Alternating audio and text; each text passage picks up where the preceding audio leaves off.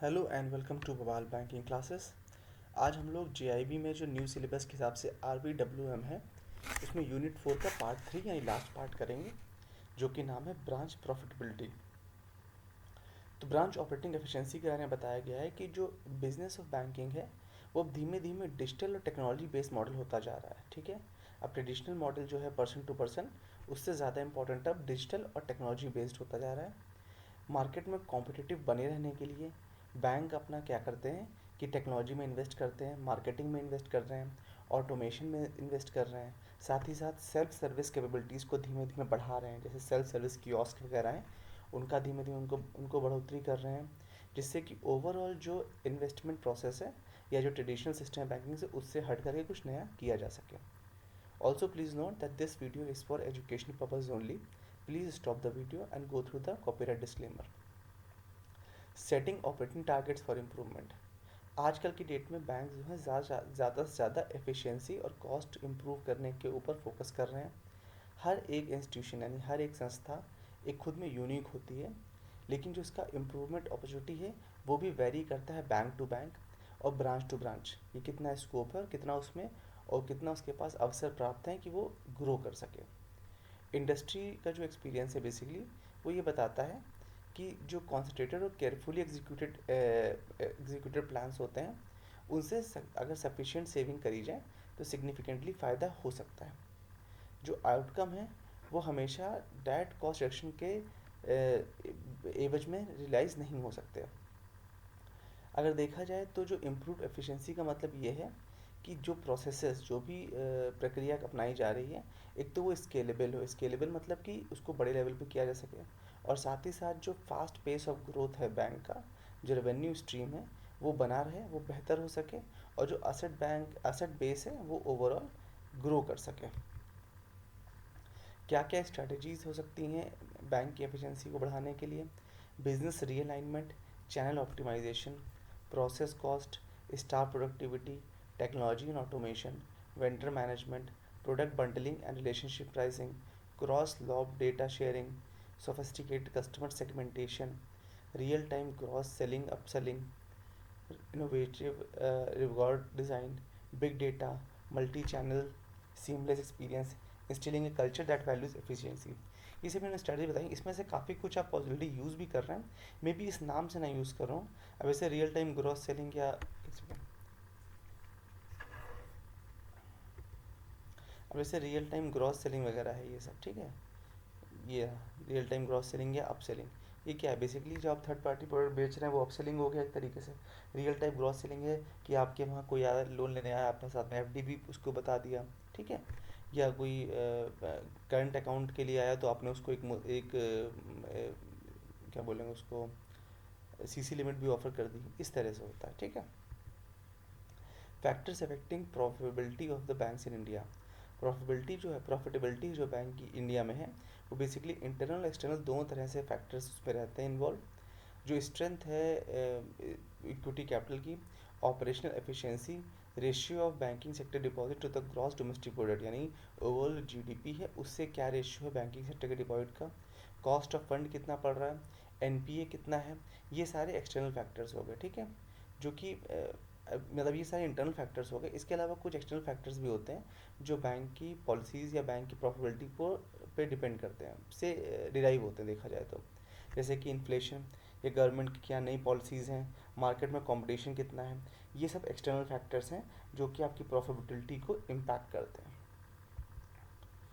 अगर ब्रॉडली देखा जाए तो प्रॉफिटेबिलिटी जो बैंक की है वो बेसिकली तीन मेजर फैक्टर होते हैं।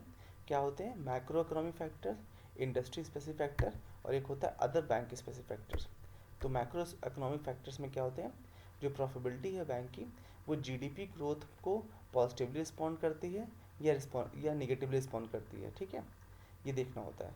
जनरली क्या होता है कि जीडीपी जो अगर बढ़ रही है तो ओवरऑल बैंक की प्रॉफिटेबिलिटी बढ़ेगी, लेकिन अगर इन्फ्लेशन बढ़ता है तो उससे क्या होता है, प्रॉफिटेबिलिटी निगेटिव जाती है, ठीक है। मतलब अगर महंगाई बढ़ती है तो बैंक की प्रॉफिटेबिलिटी कम होती है। इन्फ्लेशन जो है उसका बहुत स्ट्रॉन्ग इफेक्ट होता है प्रॉफिटेबिलिटी के ऊपर, बैंक के ऊपर, लेकिन जीडीपी के फ्लक्चुएशन का बहुत इम्पैक्ट नहीं आता है।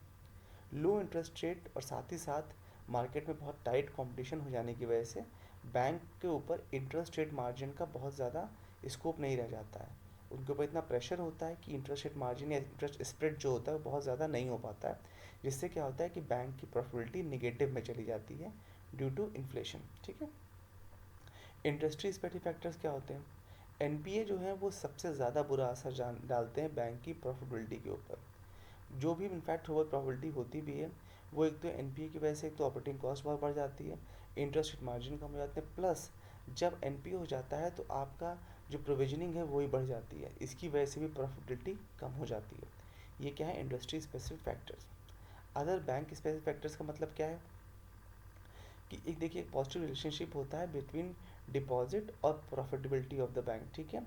मतलब ये कहने का है कि जैसे जैसे बैंक ज़्यादा डिपॉजिट कलेक्ट करेगा, उसी हिसाब से जो अवेलेबिलिटी ऑफ फंड्स होगी वो ज़्यादा हो पाएगी, तो लोन देने का स्कोप ज़्यादा हो पाएगा, जिससे कि प्रॉफिटेबिलिटी बढ़ जाएगी। जो नॉन इंटरेस्ट इनकम होती है बैंक की, जैसे कि कमीशन इनकम, सर्विस चार्ज, जो भी गारंटी फीस होती है, नेट प्रॉफिट जो होता है इन्वेस्टमेंट से, सिक्योरिटीज़ से, जो फॉरेन एक्सचेंज से जो प्रॉफिट होता है, ये सब इसका नॉन इंटरेस्ट इनकम में काउंट होता है। ये सब अदर बैंक स्पेसिफिक फैक्टर्स हैं। ब्रांच प्रॉफिटेबिलिटी कैसे बढ़ा सकते हैं, उसके क्या क्या कदम हो सकते हैं? एक तो बोला गया है कि बैलेंसिंग प्रॉफिट, ग्रोथ और रिस्क, इन तीनों को बैलेंस करने की ज़रूरत है, प्रॉफिट, रिस्क और ग्रोथ को। जो स्ट्रैटेजिक फिट है हर एक ब्रांच का, नेटवर्क का, उसको ऊपर ध्यान देने की ज़रूरत है। जो करंट कस्टमर बेस है ब्रांच का, उसको एनालाइज करने का, उनका विश्लेषण करने की आवश्यकता है।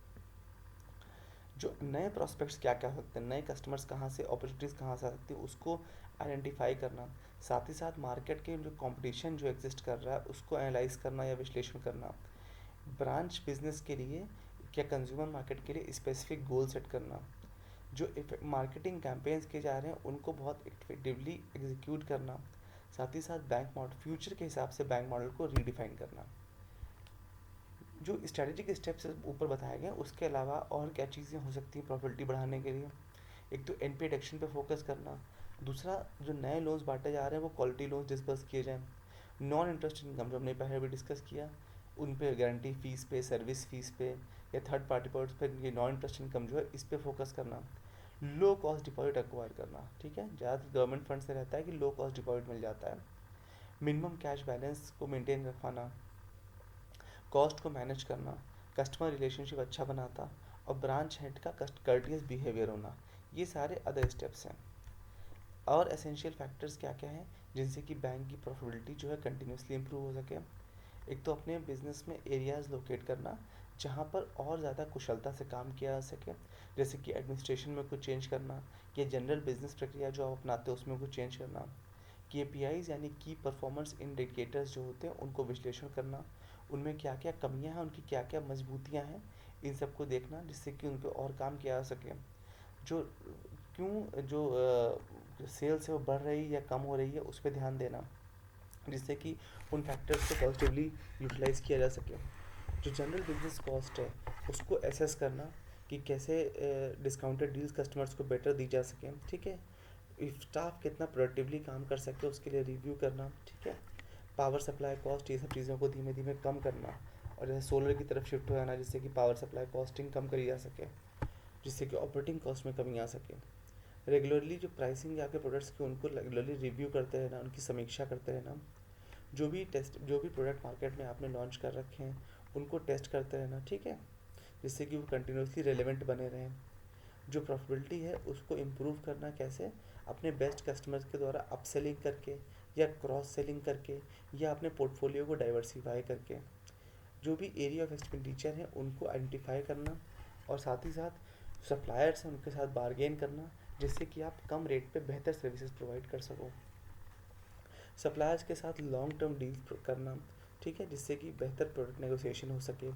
रिसर्च करना नई अपॉर्चुनिटीज़ बिजनेस में क्या क्या हो सकती है उनको लेकर के, और एक मॉनिटरिंग सिस्टम और प्रोसेस को प्रॉपरली चलाना, जिससे कि कोई कमी ना रह जाए। With this we have come to an end. Thank you so much for watching. I hope you like the session. In case you have any doubt, please let me know in the comment section.